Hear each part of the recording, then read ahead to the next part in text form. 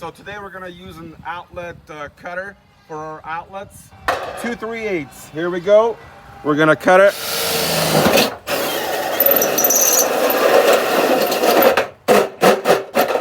I'm gonna leave it just a little bit and kind of break it off at the end.